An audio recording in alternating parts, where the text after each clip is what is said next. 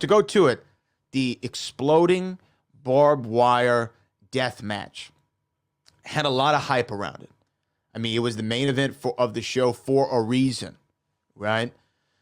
However, it left not the best taste in a lot of people's mouths at the end of the show because the rules of the death match were 3 sides of the ring were covered in barbed wire. If you made contact with the barbed wire, it explodes. I think they called them on the outside. There was I think they called them hell pits or something like that, which were also covered in barbed wire. And then there was a 30-minute countdown clock. Hell pit was the tables. I think it's the tables with the barbed wire. Barbed wire. Yeah. And then there's a 30-minute countdown. At the end of the 30 minutes, the whole thing explodes. So it's almost a 30-minute time limit. D-Day invasion. Almost right. Like, you know. Right. Right. Get T-minus 2 minutes till we blow this gun up. So Kenny Omega retains with a lot of outside interference. Again, theme of the night. Yeah. And then Good brothers come in. The Good Brothers, the Impact Tag Team Champions of the world. And then the countdown clock hits 0. Now Eddie Kingston books it to the ring, jumps on Jon Moxley. Fight him off, get to the ring. Right. And he wants to he wants to save John. He can't, so he just dives on him like a platoon member would dive on the fragment grenade to save the rest of the squad, right? Grenade! So he dives on him. Doing one of those type of deals. So he dives on him. The countdown clock, 3, 2, 1, and brother, it went over like a fart in church. It was Well, the thing was, I think the sparkles at the beginning. No, that was a good idea. Okay.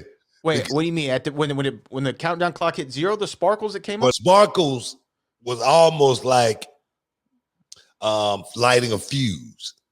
Oh, I see what you're saying. It's almost like Mission Impossible, and then you get the bomb and boom, everything blows up. Right. So I thought from an initial, standpoint that it was perhaps, it was cheesy. Okay, it was cheesy. Sure. But when that spark led to a firecracker going off, to a 2 firecrackers, pow, black cats. They did have black cats. It's like a Roman candle. 2 firecrackers went off, bap, and then the Roman candles went off, poof, and white smoke came up. No shrapnel, no nothing. It was Eddie Kingston was covering Jon Moxley. Hey, man, just lay right here. Do not show up. Don't do anything. We ain't moving. All right. We gonna act like something happened. And then man. Eddie Kingston roll off of him. And it's like he's got, like a shock from the reverb from the bomb going off. He can't hear nothing. He can't see nothing. It was the craziest thing is. You remember we talked about this, man? We talked about this as far as when they did this kind of stuff in Japan over in the FMW. Guys like, I told you a story when I first ran into Sabu. Sabu, right, yeah. The guy was cut up like he had been through a meat grinder or something. Terry Funk, the king of hardcore. Guy got blood, scratches all over his body, you know what I mean? Still to this day. So many of those Japanese guys who just, bloods and guns, they just want to do that because they don't care. Those matches, man, were made for those type of guys back then. I don't think those guys are made anymore. Okay. Am I saying the wrestlers are soft or anything like that? No, I'm not saying that. But the mentality that those guys had going into those matches back then and what they put into those exploding death matches, it was like watching Ben-Hur. Yeah. The chariot scene. Yeah, from back in the day. You can't make movies like that no more, man. You cannot do, the 10 Commandments, the way they did it back. You can't do that.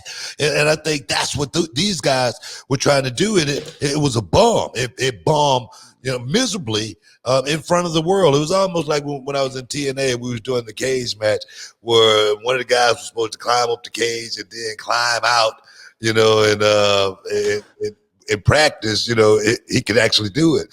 But after wrestling for 20, 30 minutes, it was a little hard to do it, and he couldn't pull it off. And it was live on national television when TNA started going against Raw on Monday night. On Monday night, you know what I mean? So don't put yourself in a situation like that ever again, and to blame it on Kenny Omega, like Kenny Omega's a tech guy now. I think they were trying to the storyline it, but it and you know what? I want to shout out to Dean Ambrose for thinking on his feet. He got up right immediately and he cut a promo saying, Kenny Omega couldn't blah blah blah. So I mean, he was trying to explain it away, but I mean, oh man, it was hard. It was hard to watch. I appreciate John Moxley for being able to think on the fly, because a lot of guys would just roll out of the ring and kicking themselves.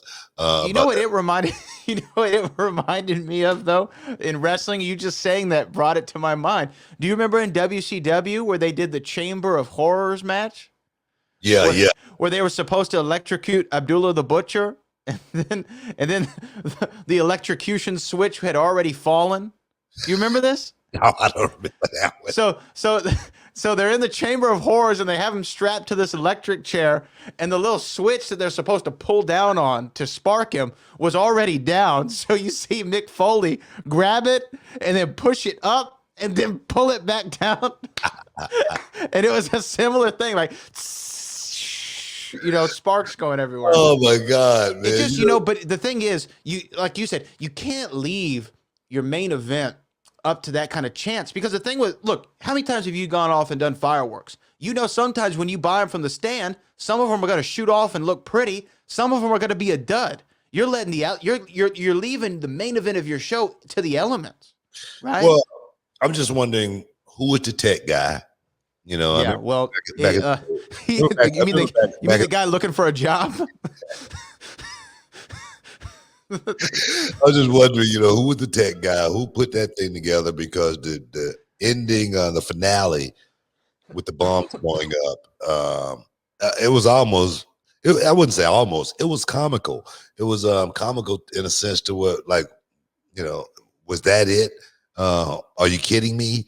And then to cover it up by saying, Kenny Omega, he built this thing, come on here.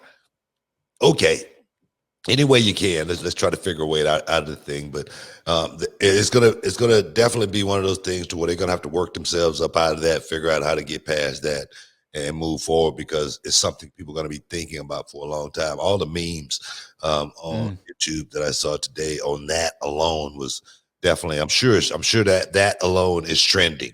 So hopefully, I mean, people were comparing it to the Shockmaster. Now, whether that's right or wrong, it was a tremendous dud, and I felt bad for the guys involved. And you know what? I felt bad for the commentators. They didn't know what to do. Yeah, you know what I mean? They didn't know what to do. Oh my God! Oh my God! Oh my God! What are you talking about? They didn't know what to do. Oh, so bad. I really did feel bad for the whole situation, because you work all year, you build this incredible, and guess what? The match leading up to that was violent and brutal, and they were beating the hell out of each other. Yeah, and then that's what people are going to remember. It was 34 minutes. Mm-hmm. That's what, with 34 minutes of, I don't know. Again, I don't think we can recreate Ben-Hur or 10 Commandments anymore. And those type of matches, okay, it was a good thought.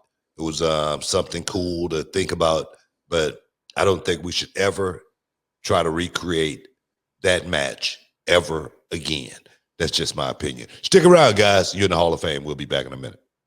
What's up? This Booker T, two-time Hall of Famer. I know you're checking out the Shine, checking out the Gloss. I want to thank you guys for checking out Row on YouTube. Hey, don't forget to click and subscribe to check out all the latest content right here each and every week. Now, can you dig that, sucker?